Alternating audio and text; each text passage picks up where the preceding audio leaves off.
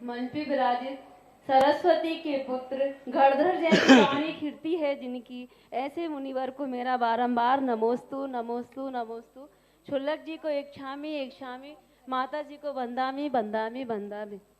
महाराज श्री, एक बार आपने प्रवचन में बोला था अभी कि यदि साधु कहते हैं कि मेरा कमंडल उठा के रख दो तो दासी दास का दोष लगता है।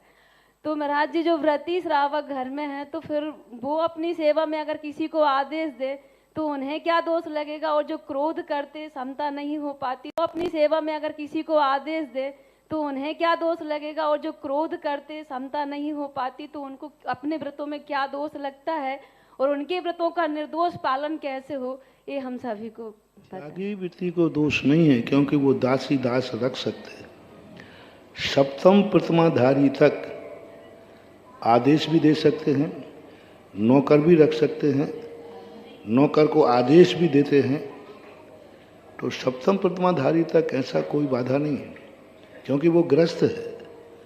उसको नौकर चाकर भी त्याग नहीं है, उसका दासी दास का त्याग नहीं है। दासी दास का त्याग महाव्रतों के साथ आता है।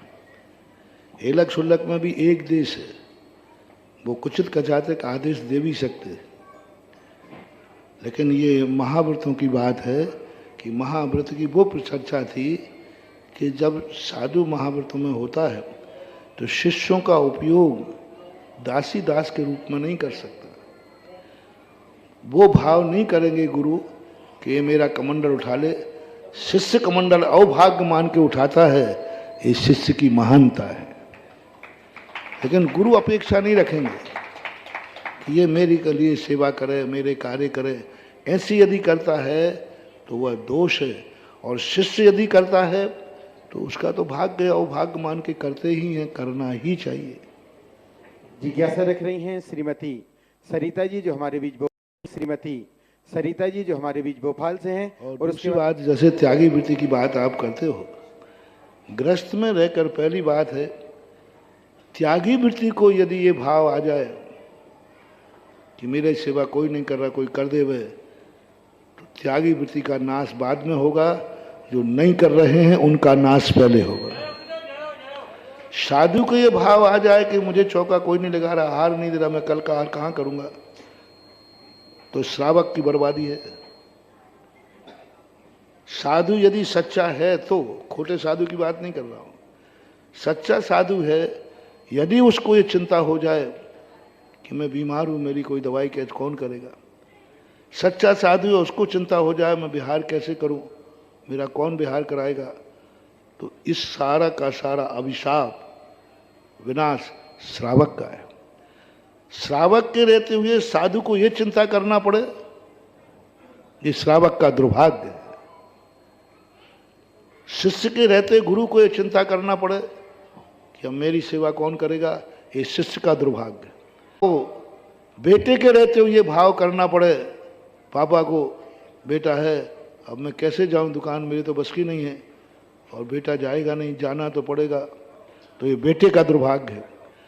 बहू के रहते हुए सासू को ये करना पड़े, कल रोटी मुझे कौन खिलाएगा, तो ये सासू का दुर्भाग्य नहीं है, बोलते जाओ, बहू का दुर्भाग्य है कि बहू के रहते हुए सासू को ये चिंता है कि मुझे रोटी कौन खिलाएगा, मुझे सुबह से कौन पानी देगा, तो ये बहू का दुर्भाग्य है।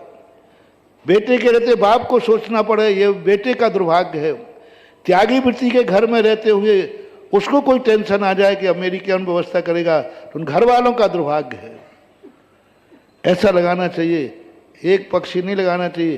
ये तो देखो महाराज ने कहा था कमंडल, और तुम घर में रहकर तुम मुझे कहते हो कि मेरा कपड़ा धो दो, मुझे ये ला दो, तुम काय के त्यागी वृत्ति हो। अरे अच्छा रहा तुमने प्रश्न कर दिया, निपटा दिया, नहीं तो बेचारे त्यागी वृत्तियों की तो आफत हो जाए। देखो महाराज कह रहे हैं कमंडल के उठाने की भी कहना दोष है। अरे भैया ये मुनि महाराज के लिए है, इसलिए अच्छा रहा, दूसरा पक्ष खुल गया, आज स्पष्ट खुल गया। साधु को कहना पड़ा, गुरु को कहना पड़ा, भैया कमंडल उठा ले, मेरे बस की बात नहीं है। तो ये साधु को दोष हुआ, लेकिन दुर्भाग्य किसका है? नहीं, शिष्य का। गुरु को ये कहना पड़ा, अब मेरा कमंडल कौन उठाएगा, मेरे से तो बस की है नहीं। और शिष्य हैं तो ये किसका दुर्भाग्य है, शिष्य का दुर्भाग्य है, मेरे से तो बस की है नहीं। और शिष्य हैं तो ये किसका दुर्भाग्य है, शिष्य का दुर्भाग्य है कि साधु गुरु को ये सोचना पड़ा कि अब मेरा कमंडल कौन उठाए। और शिष्य है तो ये शिष्य का दुर्भाग्य है। ये भी परिणति देखना चाहिए, अन्यथा एक पक्षी करने में तो त्यागी वृत्ति के बेचारे के हाँ ऐसा अच्छा है प्रश्न। जिज्ञासा रख रही हैं।